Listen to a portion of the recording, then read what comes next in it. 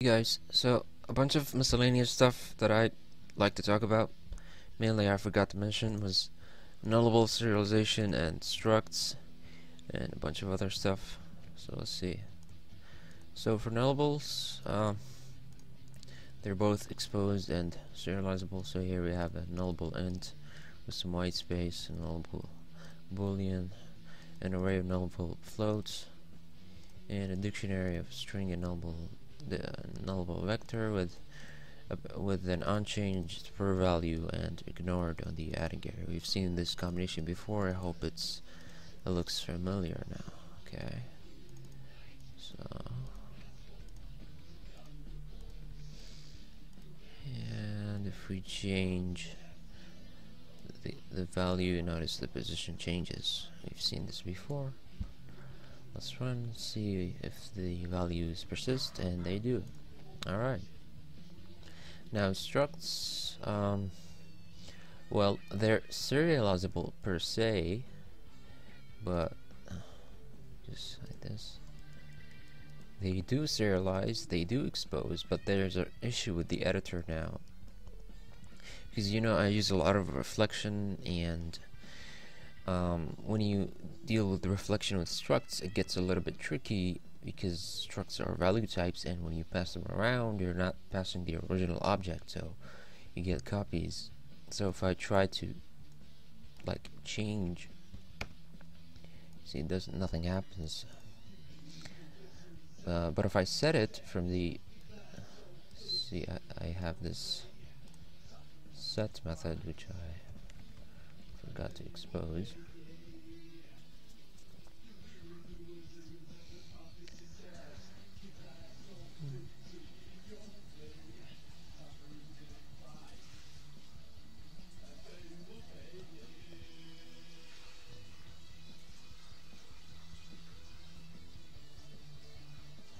So if I set it directly, immediately, and then run,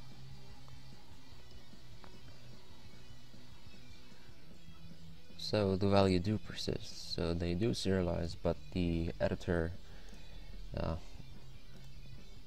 is kind of not working right now, so I had to fix that. So there's something a lot to talk about when we come to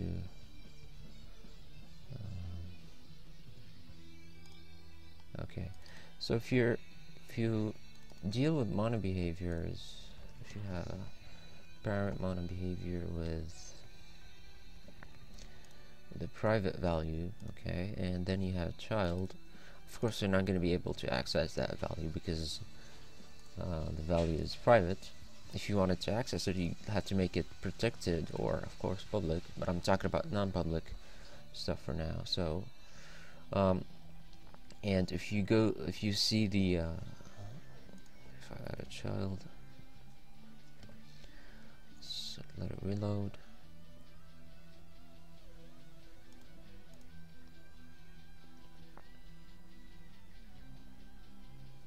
If you look at the child editor, you don't see the float, but if I do serialize field,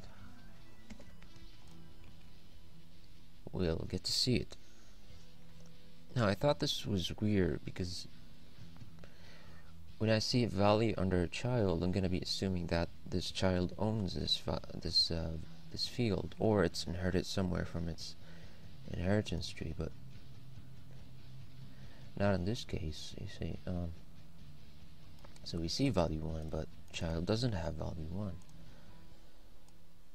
So I thought this was weird, but in better behavior, you don't get to see this behavior. So if you protected and value 2 and save that, you're gonna get this one, but not this one, which I think makes more sense.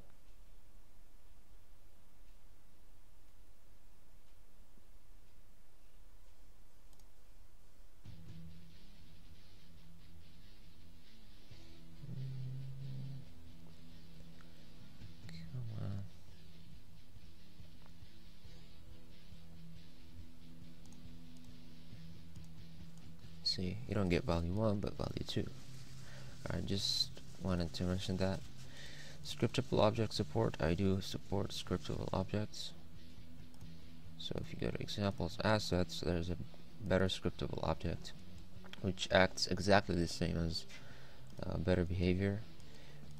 You have your tags, your select enum, which was previously better enum, renamed to select enum, better vector and show methods, and all that stuff. They all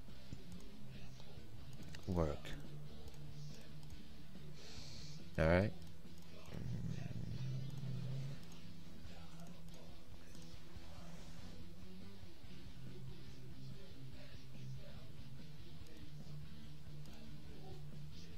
Okay, SelectionMemorizer. If you're using any of my products, you get a SelectionMemorizer, which is in the DLLs, which is basically implemented via better undo, which basically lets you memorize your object selection. So if you select a bunch of stuff, you could go Control Shift and minus to go back, and Control Shift plus to go like the next object, and minus to go to the previous one, which is pretty useful.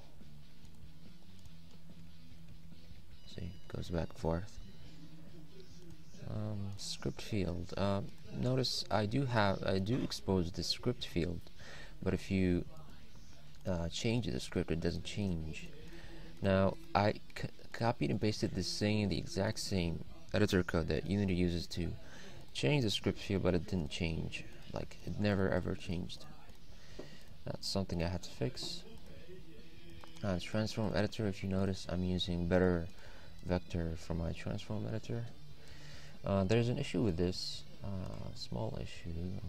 So if I create a sphere, so if I have multiple objects selected, if I scale, they do scale correctly. If I rotate, they rotate around correctly. But if I set the position, they move together, like they start to have the same position. Now this is not an issue for me personally, because the way I move multiple selected objects is via the gizmos and not the position. So if this was an issue for you, you could go to TransformEditor and just either comment this out or take out the whole script.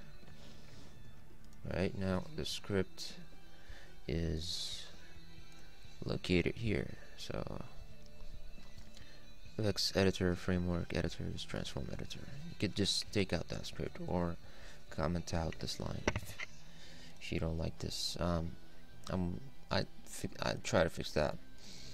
Undo is not perfect. Most of the time it works, but sometimes it doesn't. So let's see. So change it here. It works. Works. Works.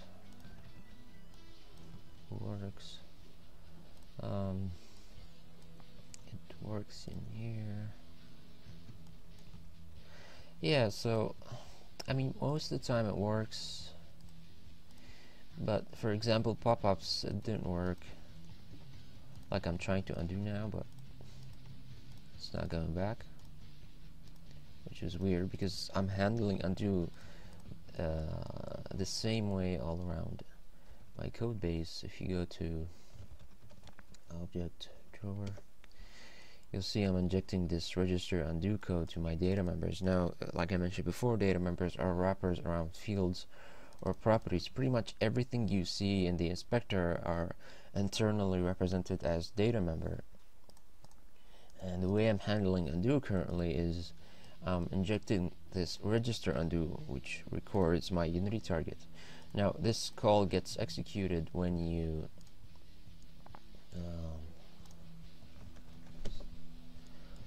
set the value of your member.